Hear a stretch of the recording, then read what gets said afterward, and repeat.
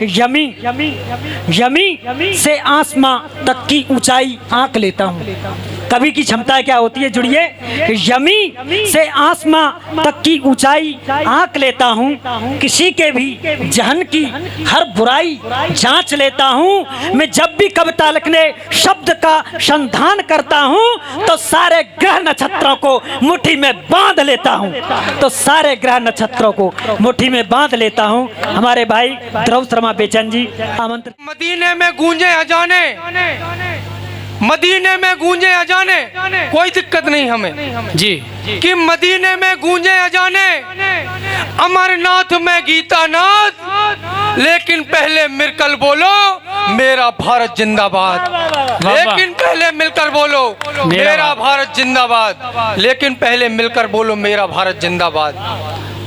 हमारे साहित्य में कहावत कही गई कि यदि बचपन अभिमन्यु जैसा हो, बुढ़ापा गुरुदेव रविन्द्रनाथ टैगोर जैसा हो, तो जवानी किस जैसी होना चाहिए। एक छंद के माध्यम से निवेदित करना चाहिए। जी भाई, स्वागत है। कि पात्र हो सुपात्र मात्र अग्नि की सुगंध जैसे, क्रांति के कौशल की कहानी होनी चाहिए। और युद्ध जब भेड़ियों की भाषा के विरुद्ध, तब रवि सी रौद्रमयी रवानी होनी चाहिए। बहुत सुंदर। और स्वाभिमान शीर्ष से समाप्ति यदि होने लगे, क्या कहना है, बालकों के भाले में बवानी होनी चाहिए। और ताड़ न हो तप्त तीव्र यदि तन पर, तब वाह, खुदीराम बोस सी जवानी होनी चाहिए। भाई अच्छा है, खुदीराम बोस सी जवानी होनी चाहिए। बहुत सुंदर, बहुत सुंदर। और एक प्रश्न सरकारों से किया गया जी कि चंद्रशेखर आजाद कौन थे। सरकारों की तरफ से उत्तर जारी हुआ कि कौन चंद्रशेखर आजाद। तब पंक्तियां निवेदित करना चाहता हूँ। जी भाई, कि जिनकी रगों में कूट कूट भरा साहस था, जी जिनका था स्वर स्वर नहीं सिंहनाथ था, बाबा। और जिनकी पिस्तौल आगे टिक सका हरी नहीं, शोर उस लाडले का सिर्फ निर्विवाद था। वाह। और देश सारा करता था दिल खोल प्यार जिसे, जिससे माँ भारती का चमन आबाद था। और कांपते थे शत्रु जिस सिंह की दहाड़ से, वो सिंह माता भारती का शेखर आजाद था। वाह वाह, सिंह माता भारती का शेखर आजाद था। बहुत सुंदर भाई। आदरणीय, एक आरोप हमारे देश की युवा पीढ़ी पर लगा कि हमारे देश की युवा पीढ़ी आतंकवादी हो गई है। इतिहास के कालखंड में कुछ त्रुटियां बुजुर्गों से भी हुई आदरणीय, और ऐसी त्रुटियां हुई जिनको क्षमा नहीं किया जा सकता। कविता की एक गर्मा है, कविता इशारे से बात करना जानती है। मैं पंक्तियां निवेदित करने देना चाहता हूं कि वीर भगत सिंह नहीं बच्चों से, नहीं बच्चों से, बूढ़ों से तुम चले गए थे। फांसी के तख्ते पर टंगा देख वो लाठी लेकर चले गए थे। क्या कहना है, फांसी के तख्ते पर टंगा देख वो लाठी लेकर चले गए थे। और कौन कि हाथ में लाठी रखने वाले गर लाठी सही उठा लेते, वो वीर भगत सुखदेव राजगुरु कांधों पर देश उठा लेते। वो वीर प्रसूता माँ के बेटे गोरों को सबक सिखला देते, और धधक रही ज्वालाएं सीने में हम दुनिया को दिखला देते। भाई अच्छा है, बहुत अच्छा है। ज्वालाएं सीने में हम दुनिया को दिखला देते। भाई बहुत अच्छे। धधक रही ज्वालाएं सीने में हम दुनिया को दिखला देते। धधक रही ज्वालाएं सीने में हम दुनिया को दिखला देते। बहुत सुंदर। पंक्तियां निवेदित करना चाहता हूँ। वो अवतरित सरिता बेमतलब जिसमें पीने का नीर नहीं। क्या कहना, क्या पंक्ति? वो रक्त नहीं दूषित पानी जिसमें सौराष्ट्र की पीर नहीं। जब शिव रक्त गिरा भारत भू पर, रुद्राक्ष कवच हुआ रक्षा का। जब काट अंगूठा बहा लहू, एकलव्य मणि हुआ दीक्षा का। शिशु मुख में पान अमृत धारा तो पीढ़ी सुखद मकरंद हुई। जब लहू बहा शब्दों में, तब ओज पूर्ण सब चंद हुई। अरे भूखे को भोजन मिल पाया जब लहू बहा नभ खेतों का। भारत का तिरंगा हुआ बुलंद जब लहू बहा कुछ बेटों का। भारत का तिरंगा हुआ बुलंद जब लहू बहा कुछ बेटों का। बहुत सुंदर भाई। और कैसे बेटे साहब, और किसके बेटे? आज मोहित सक्सेना जी ने बहुत अच्छा काव्य पाठ किया जी। मैं वहीं से पंक्तियां निवेदित करना चाहता हूँ। मंच पर आदरणीय सृजन शीतल जी की उपस्थिति है। भाई अवशेष जी ने बहुत अच्छा संचालन और संयोजन यहाँ पर किया जी। एक कविता विशेष आपके बीच में निवेदित करना चाहता हूँ। स्वागत भाई। समय की अपनी सीमाएं हैं। हमारे देश के एक वीर सैनिक को उसके अदम्य साहस और पराक्रम के लिए लाल किले की प्राचीर से सम्मानित किया जाता है जी। और 27 जनवरी को कश्मीर में मुठभेड़ के दौरान वो वीर सैनिक शहीद हो जाता है।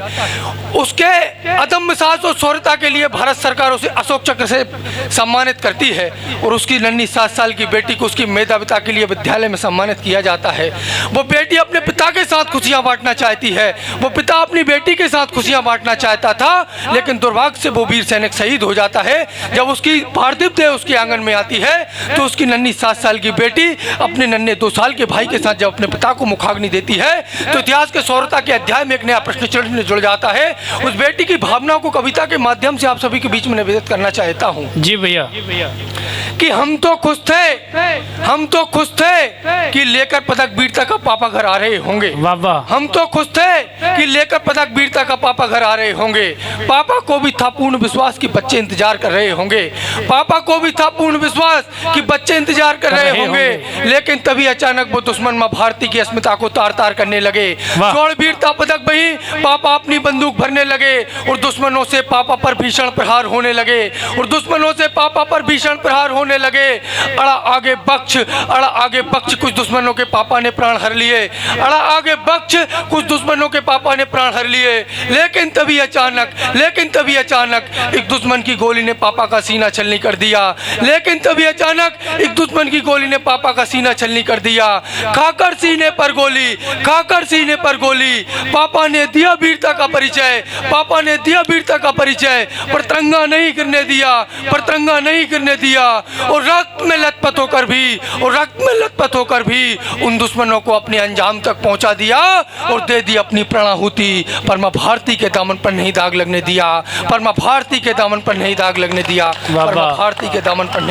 दिया। और उस बेटी की दूसरे दिन की वेदना आपके सामने रखना चाहता हूँ। एक कोने में सशक्ति हुई उसकी विधवा माँ, एक कोने में उसके पिता का की पार्थिव चित्र लगा हुआ है और एक कोने में उसका रोता हुआ उसका भाई। इस परिदृश्य में उस बेटी कविता के माध्यम से कैसे संवाद करती है आप सभी के मध्य निवेदित करना चाहता हूँ कि सीना कराए उठता है जब याद पापा की आती है। सीना कराए उठता है जब याद पापा की आती है। मन में दिल में ज्वालामुखी सा फटता है जब विधवा माँ दिख जाती है। मन में और दिल में केवल एक ही प्रश्न चिन्ह टिकता है कि हम खिन्न भिन्न हैं, हम बेचैन हैं। लेकिन आज हमारा सीना गर्वित है। फक्र से कहती मेरी जुबान है कि हम निर्भीक बलिदानी सैनिक की संतान हैं। और उस बेटी की वेदना आपके समक्ष अंतिम पंक्तियों में निवेदित करना चाहता हूं कि दर्द तो तब होता है जब राजनीति कोई भी संवेदना प्रकट नहीं करती है। हम देखते हैं कि कोई भी छोटी मोटी घटना हो जाती है, राजनीति उस पर बयानबाजी करने लगती है। बिहार के कृषि मंत्री ने तो यह तक कह दिया था कि यदि ये शहीद नहीं होते तो उनके घर तो कुत्ता भी नहीं जाता, इनको मरने के लिए पैसे मिलते हैं। तब हमारे यहाँ इटावा के आपके घर के बेटे कुमार मनोज जी ने एक बहुत महनीय बात कही। उनकी 4 पंक्तियां इतिहास के कालखंड में महाकाव्य के रूप में दर्ज हुई कि सुख भरपूर गया, मांग का सिंदूर गया, नन्हे नौनिहालों की लंगोटियां चली गईं, भाई की पढ़ाई गई, बाप की दवाई गई, छोटी छोटी बेटियों की चोटियां चली गईं। क्या कहने? ऐसा विस्फोट हुआ जिस्म का पता ही नहीं, ऐसा लगा जैसे सारे जिस्म की बोटियां चली गईं। और आपके लिए तो एक आदमी मरा है साहब, किंतु मेरे घर की तो रोटियां चली गईं। क्या बात है, वाह। किंतु मेरे घर की तो रोटियां चली गई। तब पंक्ति निवेदित करना चाहता हूँ कि दर्द तो तब होता है जब राजनीति कोई भी संवेदना प्रकट नहीं करती है। इतने बड़े मसले पर मीडिया कोई भी संज्ञान नहीं लेती है। सत्ता, पद, गरिमा, कुर्सी सब इसलिए नहीं होती है, किसी के सगे बाप की पपोती नहीं होती है। तुम कर लो सत्ता का लाख गुरूर, सियासत का सुरूर, पर याद रखिएगा, शहादत किसी के सम्मान की मौत मोहताज नहीं होती और एक सैनिक के सम्मान के आगे सियासी सूरमाओं की कोई औकात क्या नहीं होती। कहने भाई, वाह, सियासी सूरमाओं की कोई बहुत सुंदर भाई।